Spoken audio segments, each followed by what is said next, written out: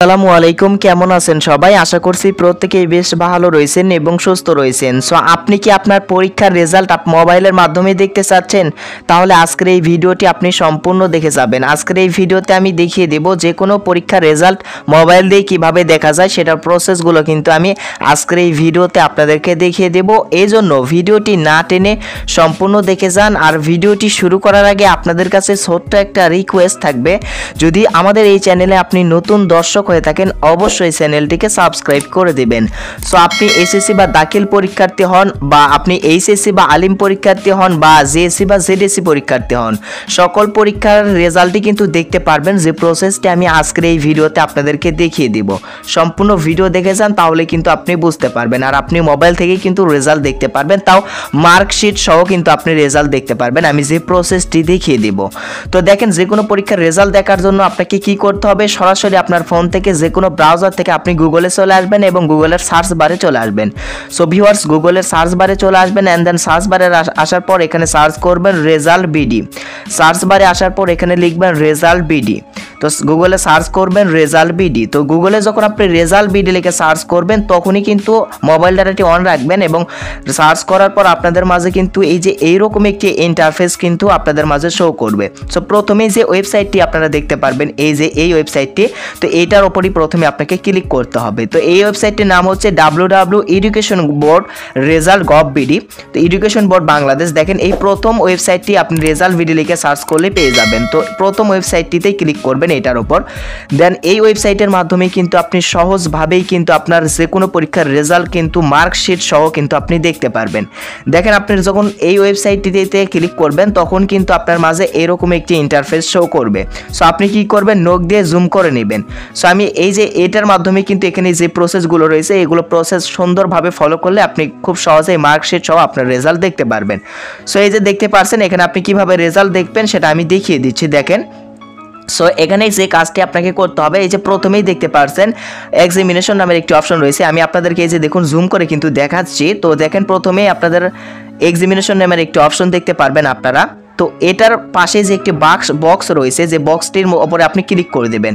So click করে দেওয়ার পর এখানে কি সিলেক্ট করতে বলতেছে, এখানে সিলেক্ট করতে বলতেছে আপনি কি পরীক্ষার রেজাল্ট জানতে চাচ্ছেন, সেই পরীক্ষার নামটি এখান থেকে সিলেক্ট করে দিতে হবে। তো আপনি যদি জিএসসি বা জেডএসসি পরীক্ষার্থী হন তাহলে এখান থেকে জেডএসসি পরীক্ষা বা জিএসসি পরীক্ষা সিলেক্ট করে দিলেন।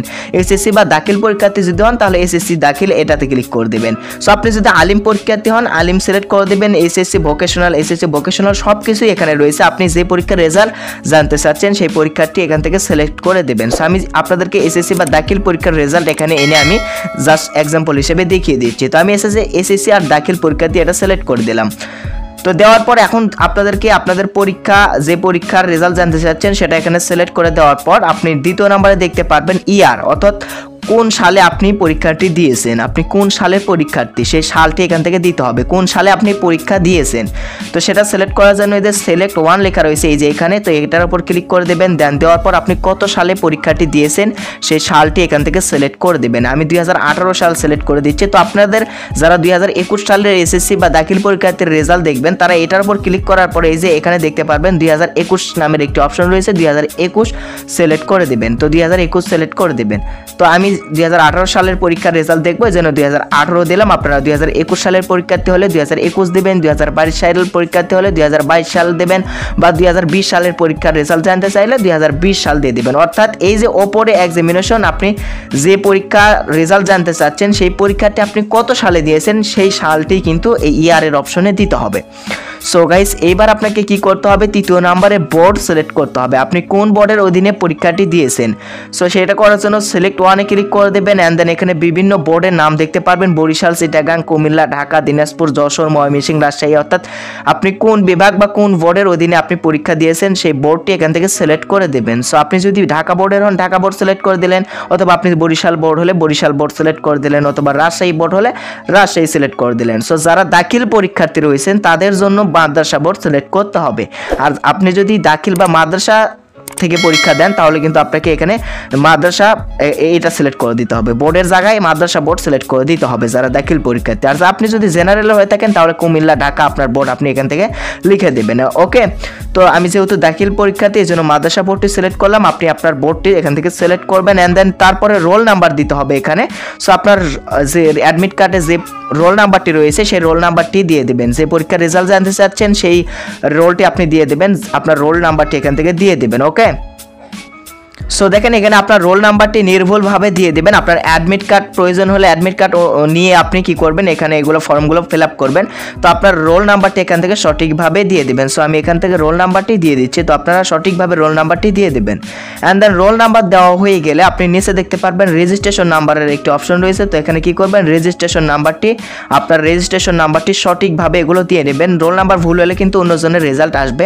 সো আপনার রোল নাম্বার, রেজিস্ট্রেশন নাম্বার নির্ভুলভাবে এখান থেকে ভালোভাবে দিয়ে নেবেন। তারপরে দেখতে পারবেন, তারপরের অপশনে দেখতে পারবেন 4+6, অর্থাৎ এখানে কিছু মেয়াদ দিবে আপনাকে, যেটা যোগ করে যেটা হবে সেটা এই যে এই অপশনে দিতে হবে। তো আপনাদের কাছে অন্য কোনো মেয়াদও আসতে পারে, দেখুন 4+6 আসছে আমার, তা 4 এবং 6 এর 10 হয়, তা আমি 10টা এখানে বাক্সে দিয়ে দিলাম। সো আপনার যেটাই আসুক না কেন আপনি সেটার যোগ করে এখানে দিয়ে দেবেন। তো দেওয়ার পর এইবার আপনাকে যে কাজটি করতে হবে সেটা হচ্ছে যে এখানে এখন এগুলো সাবমিট করতে হবে। তো সাবমিট করার জন্য আমি জুম করে দেখিয়ে দিচ্ছি, এই যে দেখতে পারবেন সাবমিটের একটি অপশন রয়েছে। তো আপনি কি করবেন, সাবমিট করে দিবেন। দেখেন সাবমিট করা মাত্রই কিন্তু রেজাল্ট, এই যে রোল দিলাম, যে মানে ইয়েটা দিলাম ইনফরমেশন, সেই ইনফরমেশন অনুযায়ী রেজাল্ট কিন্তু আমার চলে আসবে, সেটা আমি আপনাদেরকে দেখিয়ে দিচ্ছি।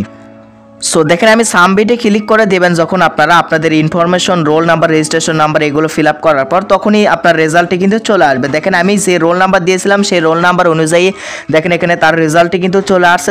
নিচে দেখতে পারবেন আপনারা আপনাদের মার্কশিট সহ কিন্তু কোন সাবজেক্টে A+ পেয়েছেন, কত নাম্বার পেয়েছেন, সব কিছুই কিন্তু এই যে এখানে আপনি দেখতে পারবেন। ওকে, তো এই যে দেখুন আপনার রেজাল্টটি কিন্তু এইভাবে চলে আসবে। তো এই পর্যন্তই ভিডিওটি আপনাদের কাছে কেমন লাগলো অবশ্যই কমেন্ট করে জানাবেন। দেখেন এখানে কিন্তু মার্কশিট সহ কিন্তু আপনার রেজাল্ট দেখতে পারবেন এই ওয়েবসাইটের মাধ্যমে। সো ভিডিওর মাঝে কোনো জায়গায় বুঝতে অসুবিধা হলে অবশ্যই কমেন্ট করে জানাবেন। ধন্যবাদ সবাইকে এতক্ষণ ভিডিও দেখার জন্য।